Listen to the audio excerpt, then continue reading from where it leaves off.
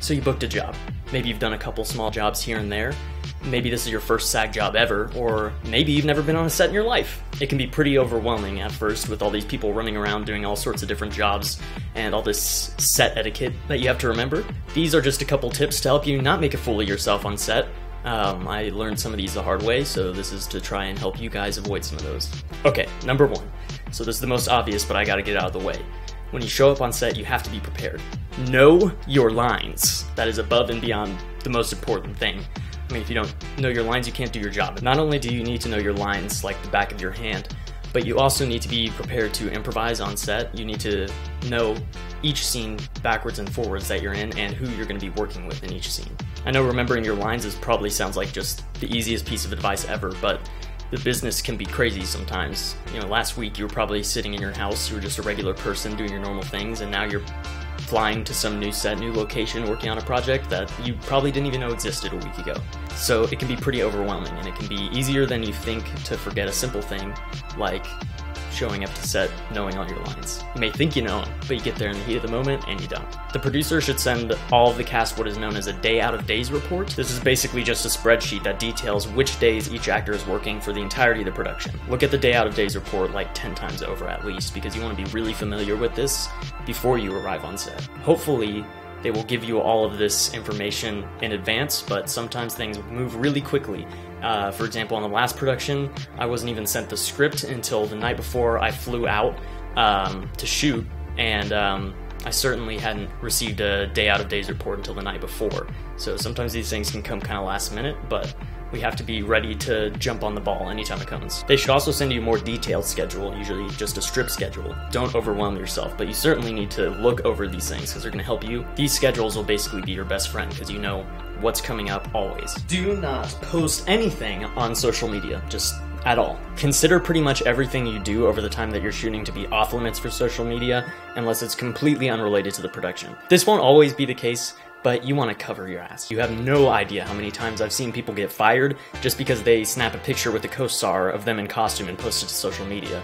It's crazy, but it happens. Just be on the safe side and avoid social media during this time. I pretty much leave my phone in my backpack just the whole day we're shooting, and I suggest you do something similar. It's okay to be bouncing around, checking your phone whenever you have downtime, but I definitely wouldn't have it on set, ever. It's okay to be social on set. In fact, I encourage it. The whole business is built around connections and who you know. I've met some really close friends through making films. There's something about filmmaking that just brings people together. I don't know what it is. Everyone you run into is just psyched and passionate about the same project that you're all working on, and it's a really beautiful thing. So you can pretty much talk to anybody. You automatically have an icebreaker because you're working on a project together. That being said, you never want to be the guy who talks and ruins a take because you didn't realize the camera was rolling. It's incredibly awkward and people will judge you. People will be mad because time is money. Just saying, be aware of your surroundings. If you're unsure, I would suggest just waiting till lunch break. That's pretty much like social time for everybody. Everybody just mingles and talks. Be super careful with hair and makeup and especially wardrobe. You may get the urge to fix something about your appearance that feels out of place to you, but stop. You're gonna have to fight that urge. You don't want to be making the hair and makeup team's life harder by constantly messing up your hair so that they have to bounce in for last looks every take. Just leave it alone. If it's messed up, they will fix it. Now, lunch can be a treacherous time for wardrobe. A lot of the times they'll give you like a smock or something to cover yourself with so that you can eat without having to take off your wardrobe, because sometimes you can't. Sometimes, you know, it'll mess up your hair or you're all mic'd up or something. Whether they give you something or not, it's best to cover yourself with something. Bring something just in case. Just be super careful. Don't be like me and spill coffee all over your one-of-a-kind white-colored wardrobe. To the costumer Joshua on that project, I'm sorry. Learn to take direction. I know this sounds simple, but it really is a learned skill. A lot of times I see new actors who memorize their lines a certain way and can't for the life of them deviate from that, or else they'll forget it. They put emphasis on certain words here or there, or spaces here and there, that whenever they're told to do it differently, they just can't do it. You have to learn to be flexible, but that's not to say that you should show up unprepared. You definitely should show up with an idea of how you're going to perform the scene already. Sometimes they won't give you direction at all, or you won't even have time for it, so it's best to be ready with your own idea of what's going to be going on, but just be prepared to change it on a minute's notice and flip and do the opposite, because eventually that will happen to you. Chances are you just don't know what's in the director's head 100% of the time. Don't be afraid to ask questions if you don't understand what they're telling you. You have to be prepared with the whole scene just already in your mind, but also ready to throw it out the window at a moment's notice. Stay out of the way. Movies are made with tons of moving pieces, literally. Everyone's constantly rushing around to meet deadlines, set up shots, move equipment. I literally always feel like I'm in someone's way on set, no matter where I move. I like to find a little spot where there's nothing going on just in case stuff gets crazy. I can bounce over there and just stay out of the way. Because of all the moving pieces on a set, you have to be aware of your surroundings. Not just because it'll make people angry if you get in their way, but also because of safety reasons. Okay, here's one I see a lot of rookie actors do all the time. You have to stay in the scene until the director yells cut. Another thing that seems totally obvious, but sometimes I see people who, they assume they blew the take, and the minute they're done with their last line, they come out of it. Even if there's an awkward pause at the end of the scene that stretches seemingly for forever, keep in it until the director yells cut, and only the director, unless specifically specified otherwise. Don't even let other actors in the scene with you break you out of the scene. This can be especially difficult in comedy, when people make you laugh, but laughing will ruin a potentially valuable take. I have literally lost a role because of this. I was being tested for an ABC pilot. It was between me and one other guy, and I was reading across from a professional comedian, and the guy made me laugh. And right then and there, I saw all the producers write something down in their little notebooks, and I did not get the job. And I know that was the moment I lost it. Get there on time. Every minute that passes on set is incredibly costly.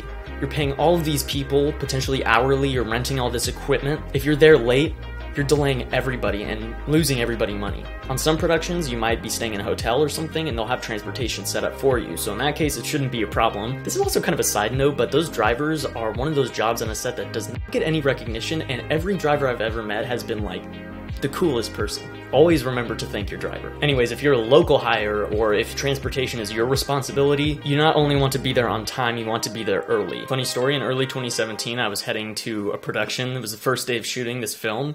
I was super psyched about it, and I left plenty early. Wouldn't you know it, I get in an accident on the highway on the way there. It wasn't anything too serious, but my power steering was out, the whole front of my car was banged up, the hood was banged up. But by God, I made it to that production on time.